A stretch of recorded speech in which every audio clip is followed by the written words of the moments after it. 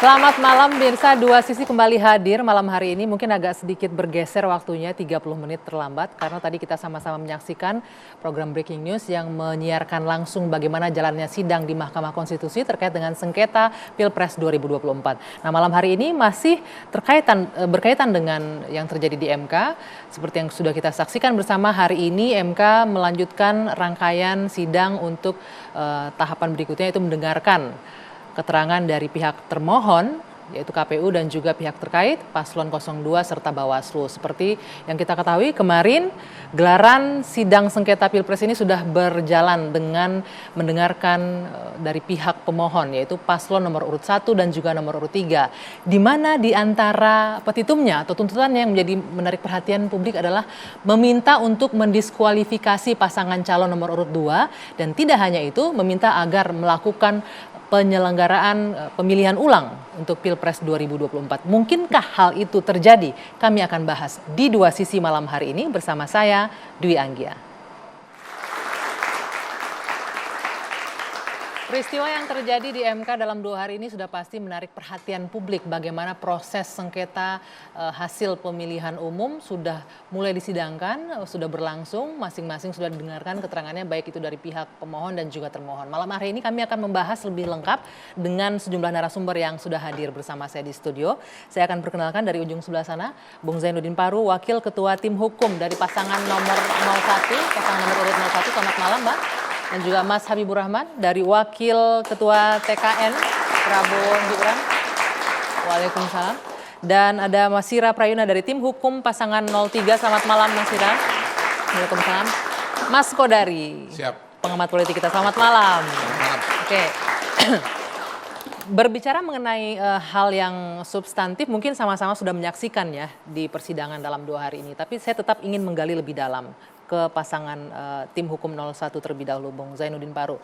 Sebenarnya apa yang menjadi dasar gugatan? Kalau kita dengarkan faktanya, petita yang dihadirkan juga sangat lengkap ya kemarin itu. Tapi banyak diasumsikan ini hanya sekedar narasi saja ketimbang fakta. Ya, memang sudah pasti dari awal kita akan akan tahu bahwa akan ada pandangan ini pasti narasi, karena sesungguhnya memang pemilu kali ini boleh dikatakan sesuatu yang di luar dari kebiasaan pada pemilu-pemilu sebelumnya. Maka orang selalu mengatakan dalam setiap perbincangan, dialog termasuk di TV One ini pemilu yang paling brutal, pemilu yang memang kita tidak bisa membayangkan kalau kemudian rakyat itu dipelihara kebodohan dan kemiskinannya untuk kemudian menjadikan seseorang menang. Kenapa kita kemudian memberikan permohonan kita, positanya, duduk perkara sampai kemudian petitum yang kami sampaikan kemarin, itu landasnya pada 3 hal. Berangkat dari, kalau kita boleh katakan, itu adalah persimpangan jalan bangsa hari ini. Jadi Indonesia hari ini boleh dikatakan sebagai the land of contradiction. Jadi negeri yang penuh dengan kontradiktif. Pagi ngomong beda, sore beda. Apa misalnya hari ini untuk beda, itu? besok berubah. Dan Misalnya itu dimulai bukan oleh orang sembarangan, dari orang nomor satunya, dari presidennya. Okay. Kenapa pemilu kali ini begitu luar biasanya masalah, kemudian penyimpangan, pelanggaran, itu berangkat dari 3 hal yang dilakukan. Yang pertama adalah niat presiden untuk menambah periode kekuasaan. Yang konstitusi kita mengatur 2 periode, inginnya mau jadi 3 periode. Ternyata gagal. Kemudian begitu gagal dikira sudah selesai. Ada lagi keinginan berikutnya, memperpanjang masa jabatan dari 5 tahun menjadi 7 tahun. Dengan alasan bahwa 2 tahun itu adalah bonus karena ada masa COVID, pandemi, sehingga program pemerintah tidak bisa dijalankan dengan baik selama 2 tahun dan karenanya harus ditambah. Alhamdulillah gagal juga. Tapi ternyata tidak berhenti sampai di situ. Ada upaya yang terus berlanjut, dan ini yang kita menduga bahwa ini bukan sembarangan niat, tapi ada upaya yang memang menginginkan ada banyak pihak, bukan hanya presiden, tapi ada kelompok-kelompok tertentu yang menginginkan langgengnya kekuasaan ini, tapi dengan insentif yang mereka dapatkan. Apakah insentif kuasa, insentif material, insentif kapital yang di sana ingin dilanggengkan. Sehingga yang terjadi pada tahap ketiga adalah mempersiapkan presiden berikutnya oleh presiden saat ini. Jadi Anda menyimpulkan dari 3 poin itu, berangkat dari 3 poin inilah ada dugaan-dugaan yang tadi berangkat dari 3 poin itulah maka muncullah putusan Mahkamah Konstitusi nomor 90. Oke, itu dari versi tim kuasa hukum 01. Kalau saya ke Mas Ira, apa yang menjadi landasan? Kalau tadi ada 3 poin yang dikaitkan dengan kondisi sekarang, kalau dari 03 seperti apa? Ya, terima kasih. Assalamualaikum warahmatullahi wabarakatuh. Selamat malam. Jadi, mari kita memulai dengan berangkat dari pasal 22 Undang-Undang Dasar 1945 bahwa prinsip paling fundamental di dalam pemilu kita adalah bagaimana pemilu itu dilaksanakan secara jurdil dan demokratik. Nah, berangkat dari itu, maka kalau ada pro dan kontra di dalam melihat permohonan ini sesuatu yang biasa. Dulu Mas Habib ini ada di pihak pemohon, sekarang sebagai pihak terkait, itu biasa.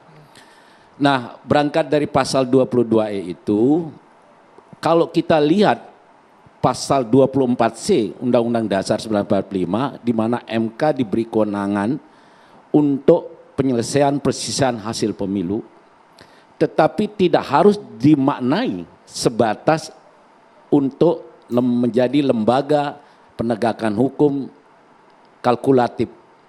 Hitung hanya soal selisih hasil suara. Tidak hanya soal hasil suara tidak saja Tidak soal hasil suara, itu yang pertama. Lalu yang kedua, kalau kita melihat sebuah perjalanan demokrasi kita di mana pemilu sebagai sebuah sarana untuk melahirkan sirkulasi kepemimpinan nasional, maka kita harusnya mendapatkan sebuah proses pemilu yang benar, baik secara normatif maupun prinsip-prinsip dasar penyelenggaraan pemilu itu sendiri. Nah, untuk itu kami kenapa mulai dari petitum kemarin. Petitum kami adalah sudah disampaikan tadi bahwa meminta untuk diskualifikasi. Lalu yang kedua pemungutan suara ulang. Kita melihat bahwa pemilu kali ini, saya meminjam lagi menguatkan pandangan 01 tadi, pemilu yang paling brutal di Republik Indonesia sejak pemilu tahun 55. Kenapa kita katakan brutal? Pertama dari proses proses lahirnya penyelenggara pemilu. Itu sangat bernuansa yang namanya nepotisme. Anda bisa bayangkan bahwa tim seleksi itu adalah merupakan orang yang diberikan merupakan bagian dari kekuasaan negara. Itu yang pertama. Sehingga tidak aneh, tidak mengherankan ketika penyelenggara pemilu hari ini tidak dapat melaksanakan fungsinya secara baik. Memenuhi prinsip-prinsip penyelenggaraan pemilu. Apa itu? Independen, non-partisan, imparsialitas, berimbang, efektif, efisien. Makanya tidak heran ketika DKPP itu udah berapa kali mengeluarkan putusan mengenai pelanggaran yang dilakukan oleh penyelenggara pemilu kita. Yang kedua, kalau kita bicara proses, maka kita mulai dari yaitu penetapan pasangan calon berdasarkan peraturan KPU nomor 19, di mana di situ kita lihat secara nyata yang merupakan basis atau dasar penetapan seseorang menjadi calon presiden dan wakil presiden yang tidak dirubah berdasarkan putusan MK nomor 90. Mestinya, kalau memang ada putusan itu tidak serta-merta dimaknai dapat dilaksanakan. Kalau kita belajar dari pemilu 2000. Tidak saat itu juga. Tidak saat itu. Pemilu 2019 juga berjalan, ada sebuah putusan. Tapi proses itu harus dilalui dengan merubah peraturan yang sudah ada. Kalau nggak salah itu soal pemilihan serentak ya, yang dimundurkan. Salah satunya itu. Baik. Nanti kita akan lanjutkan. Kita jeda dulu Mas Ira. Kita juga akan meminta tanggapan dari Mas Habibur Rahman dan juga Bung Kodari, tapi kita jeda dulu sejenak. Dua Sisi akan kembali saat lagi.